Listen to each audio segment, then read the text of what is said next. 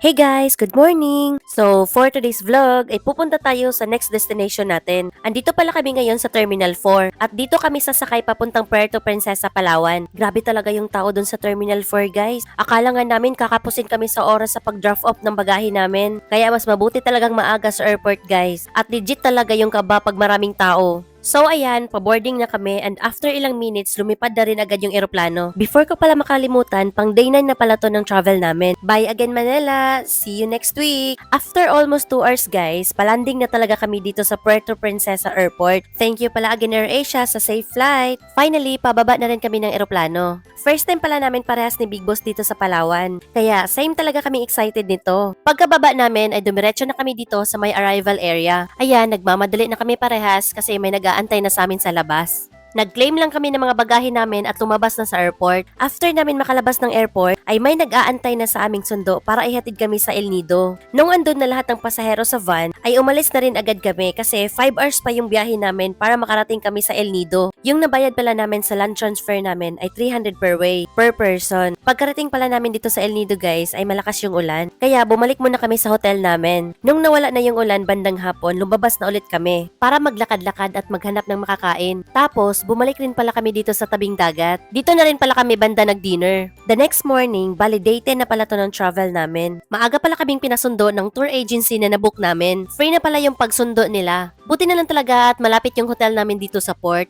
So, konti lang yung nalakad namin. After ilang minutes, nung nasundo na yung mga kasama namin, tinawag na pala kami ng tour guide namin para sumakay sa bangka. So, pag mag-island hopping pala kayo dito guys, magdala kayo ng sunblock and sariling water. Ayan, sobrang excited ni Big Boss na una pa sa akin. Grabe guys, ang ganda talaga ng El Nido. Dito pa lang sa town nila pero amazed na talaga ako. Sila pala yung makakasama namin sa island hopping namin today. Tapos, tour A pala yung itinerary namin ngayon. And nabook namin siya ng 1,000 pesos per pack. Included na rin dyan yung free lunch. Eto pala yung page nila, check nyo na lang. Eto pala sila kuya, yung tour guide namin today. Ayan, marami pala kaming kasabayan and almost 1 hour yung boat ride namin papunta sa next destination. Ang first stop pala namin ay ang 7 Commando Beach.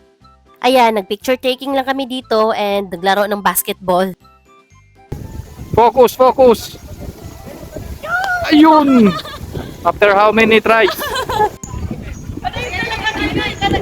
Ayan, nagbiyahe na naman ulit kami para sa next destination namin.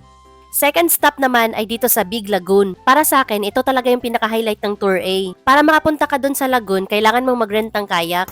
Ang aking driver for today, di lang motorcycle driver, kayak driver pa.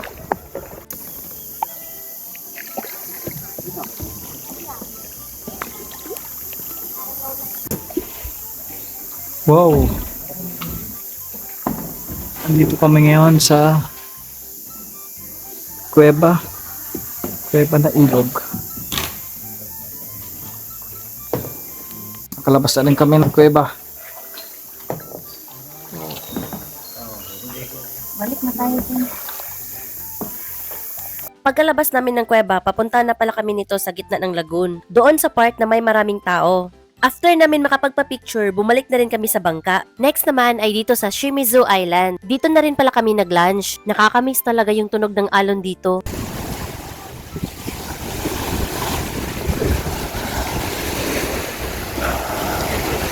So, halata naman guys na inaabangan ko talaga yung pagkain namin. Galing sa bangka namin, sinakay lang pala nila yung mga pagkain dyan sa kayak. O diba, ang sasarap ng mga pagkain namin. Tapos, ang bongga pa ng presentation. Grabe, mas lalo akong nagutom. At eto naman yung second batch. Alam nyo ba, sulit na sulit talaga yung nabayad namin dito sa tour na to. Ang sasarap ng mga handa nilang pagkain, plus mababait yung mga tour guide namin. Next naman ay dito sa Payong-Payong Beach. Sobrang enjoy yung isa kakaligo. Tapos, eto naman yung pinakalas namin na stop, ang Secret Lagoon. Tas ganyan yung pinagagawa namin.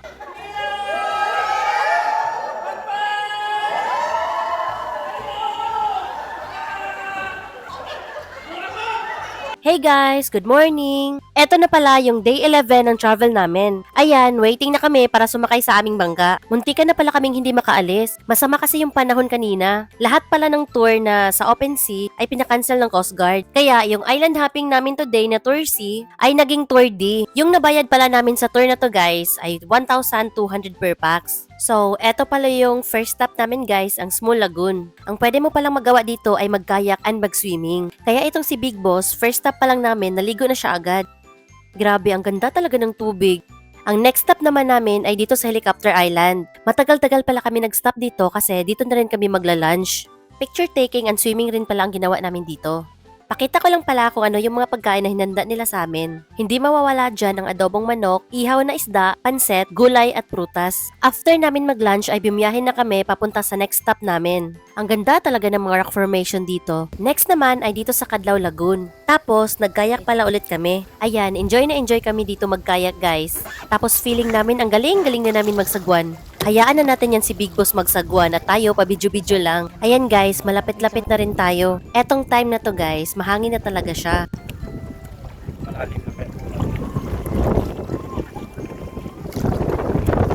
So, dito pala kami nagtagal guys para mag-picture taking. Ito kasi yung pinakamagandang spot dito. Ayan oh, kita nyo, parang ang ganda tumira dito. So, ayan si Big Boss, bisi-bisihan, pinipicturean siya ng tour guide namin. Eto pala yung next stop namin, ang Pasandigan Cove. Tapos, ito pala yung pinaka-last na stop namin. Nag-swimming lang kami dito. Last night na pala namin ngayon dito sa El Nido. Kaya, naglakad-lakad na lang kami at namili ng pasalubong. The next day, ay bumiyahe naman kami pabalik ng Puerto Princesa, Palawan. And nagstay pala kami ng 3 nights sa Puerto Princesa. Pero hindi na ako nag-video during our stay. Staycation at food trip lang kasi ang ginawa namin. Ito na pala yung day 15 ng travel namin. And andito na kami sa boarding gate ng Puerto Princesa Airport. Ang ganda pala ng airport nila dito. Malaki rin yung boarding gate area nila. Tapos, may maraming store din dito sa first floor. Isa na dito itong souvenir shop na to. Eto naman yung makikita pag nasa second floor ka. Ayan, pa-boarding na pala kami nito. Buti na lang tumigil yung ulan. Bye for now, Palawan. Pero babalik talaga kami ulit in the future. So, after almost 2 hours, nakabalik na rin kami ng Manila. Buti na lang talaga at hindi maalog sa eroplano. Maura tagi kainan guys. Bye!